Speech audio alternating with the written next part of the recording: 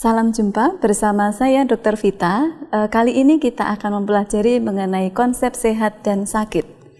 Konsep sehat menurut WHO merumuskan dalam cakupan yang sangat luas, yaitu keadaan yang sempurna, baik fisik, mental maupun sosial. Jadi tidak hanya terbebas dari penyakit atau kelemahan atau kecacatan. Sehingga dalam definisi ini, sehat bukan sekedar terbebas dari penyakit atau cacat, tetapi orang yang tidak berpenyakit pun belum tentu dikatakan sehat, sehingga seseorang mesti dalam keadaan yang sempurna, baik fisik, mental, maupun sosial. Definisi sehat yang dikemukakan oleh WHO mengandung 3 karakteristik, yaitu memperhatikan individu sebagai sebuah sistem yang menyeluruh, memandang sehat dalam konteks lingkungan internal dan eksternal, kemudian yang terakhir adalah penghargaan terhadap pentingnya peran individu dalam hidup. Dalam pengertian yang paling luas, sehat merupakan suatu keadaan yang dinamis, di mana individu menyesuaikan diri dengan perubahan-perubahan lingkungan internal seperti psikologis, intelektual, spiritual, dan penyakit, dan juga lingkungan eksternal seperti lingkungan fisik, sosial, dan ekonomi dalam usahanya untuk mempertahankan kesehatannya.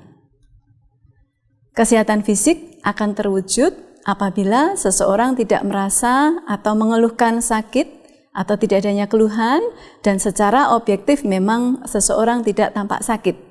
Kemudian juga semua organ tubuh berfungsi normal atau tidak mengalami gangguan. Sedangkan kesehatan jiwa atau mental mencakup 3 komponen, yaitu pikiran, emosional, dan juga spiritual. Pikiran yang sehat akan tercermin dari cara berpikir atau jalan pikiran. Kemudian untuk emosional yang sehat akan tercermin dari kemampuan seseorang untuk mengekspresikan emosinya, misalnya takut, gembira, khawatir, sedih, dan juga sebagainya. Sedangkan spiritual yang sehat akan tercermin dari praktik keagamaan seseorang. Kesehatan secara sosial akan terwujud apabila seseorang mampu berhubungan dengan orang lain atau kelompok lain secara baik tanpa membedakan ras, suku, agama, atau kepercayaan, status sosial, ekonomi, politik, serta saling toleran dan juga menghargai. Kesehatan dari aspek ekonomi akan terlihat bila seseorang produktif, dalam arti mempunyai kegiatan yang menghasilkan sesuatu yang dapat menyokong terhadap hidupnya sendiri atau keluarganya secara finansial. Sedangkan konsep sakit adalah kondisi di mana keadaan fisik, emosional, intelektual, sosial seseorang terganggu, bukan hanya keadaan terjadinya suatu proses penyakit, sehingga sakit tidak sama dengan penyakit. Perilaku sakit merupakan perilaku orang sakit yang meliputi cara seseorang dalam memantau tubuhnya, mendefinisikan dan menginterpretasikan gejala yang dialami, melakukan upaya penyembuhan, dan penggunaan sistem pelayanan kesehatan. Seorang individu yang merasa sedang sakit, perilaku sakit bisa berfungsi sebagai mekanisme coping. Kemudian berikutnya kita akan membicarakan mengenai konsep trias epidemiologi. Penyakit adalah hasil dari interaksi kompleks atau ketidakseimbangan antara 3 faktor, yaitu agen, host atau induk semang, dan juga lingkungan. Kesalahan yang paling sering dilakukan orang adalah memusatkan perhatian hanya pada salah satu dari ketiga faktor tersebut pada saat pengendalian atau mengatasi suatu penyakit. Segitiga epidemiologi ini merupakan suatu teori dasar yang menggambarkan hubungan dari ketiga faktor penyebab penyakit, yaitu host, agen, dan juga lingkungan. Kita membicarakan mengenai host, di mana host itu adalah suatu penjamu keadaan manusia yang sedemikian rupa sehingga menjadi faktor risiko untuk terjadinya suatu penyakit. Faktor ini disebut oleh faktor intrinsik. Komponen dari faktor penjamu yang biasanya menjadi faktor untuk timbulnya suatu penyakit adalah sebagai berikut, seperti umur, jenis kelamin, ras, suku, dan lain sebagainya. Kemudian yang kedua adalah agen, disebabkan oleh berbagai unsur seperti unsur biologis yang dikarenakan oleh mikroorganisme seperti virus, bakteri, jamur, dan lain sebagainya. Komponen dari faktor agen yaitu dosis, kondisi lingkungan, virulensi, infektivitas, serta toksisitas.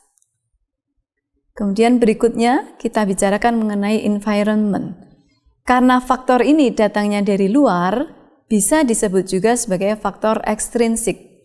Faktor lingkungan ini dibagi menjadi lingkungan biologis seperti flora dan fauna, lingkungan fisik seperti udara, keadaan tanah, geografis, air, dan sebagainya. Kemudian yang ketiga adalah lingkungan sosial ekonomi. Faktor distribusi penyakit terkait terhadap 3 person, place, dan time. Untuk person, terkait diantaranya adalah usia, jenis kelamin, kelas sosial, jenis pekerjaan, penghasilan, dan sebagainya. Sedangkan untuk place, itu dibagi menjadi beberapa pedesaan, kota, pegunungan, sungai, dan sebagainya. Untuk waktu, dibagi menjadi epidemi, secular trends, dan sebagainya. Sedangkan yang disebut sebagai suatu faktor risiko adalah perilaku atau pajanan yang berhubungan dengan peningkatan risiko terhadap penyakit, cedera, kondisi atau ketidakmampuan yang dapat dialami di kemudian hari. Manfaat dari identifikasi faktor risiko adalah prediksi yang dapat meramalkan kejadian suatu penyakit, kemudian menjadi penyebab atau kejelasan atau beratnya suatu faktor risiko, bisa menunjang suatu diagnose, kemudian juga untuk proses prevensi. Berdasarkan tingkat individu, faktor risiko adalah faktor risiko yang berasal dari dalam diri organisme, disebut sebagai suatu faktor risiko intrinsik. Kemudian faktor risiko yang berasal dari luar organisme disebut sebagai faktor risiko ekstrinsik. Berdasarkan dapat diubah atau tidaknya, dibagi menjadi unchangeable risk factor seperti usia, genetik, dan lain sebagainya. Sedangkan changeable risk factor seperti kebiasaan pola hidup yang bisa kita rubah. Kemudian berikutnya kita akan membicarakan mengenai konsep pencegahan penyakit. Dibagi menjadi 3, pencegahan primer, yaitu upaya dalam memodifikasi faktor risiko atau mencegah berkembangnya faktor risiko sebelum dimulainya suatu perubahan patologis, dengan tujuan mencegah atau menunda terjadinya kasus baru suatu penyakit. Kemudian pencegahan sekunder untuk memodifikasi faktor risiko atau mencegah berulangnya kembali suatu penyakit atau menurunkan angka kekambuhan.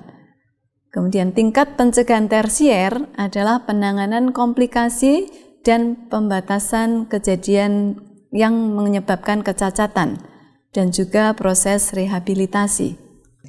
Demikian kuliah pembelajaran CFHC kali ini mengenai konsep sehat dan sakit. Semoga bermanfaat. Terima kasih atas perhatiannya. Salam jumpa.